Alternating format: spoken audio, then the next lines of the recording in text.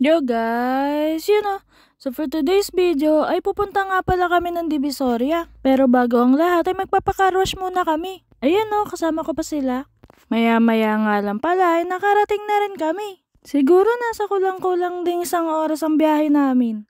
Kaya kitang-kita dito sa lalaking ito ang pagkapagod. Umupo na lang siya dito at sumalampak sa sulok.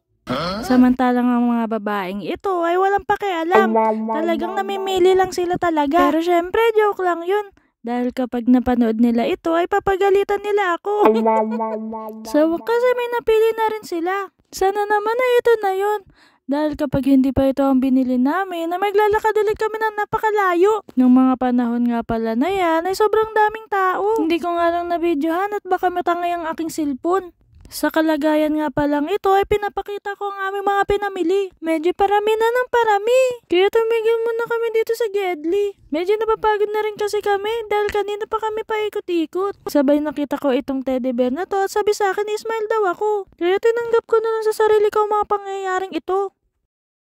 At maya-maya nga lang pala ay nakaramdam na kami ng gutom, lalo na itong lalaking ito. At itong babaeng ito ay may kinakalkal pa dito sa plastic na ito. At ang babaeng ito naman ay may binibilot-bilot. Umorder na rin kami niyan pero hindi ko lang napakita sa video. Hindi ko rin napakita ang aming pagkain.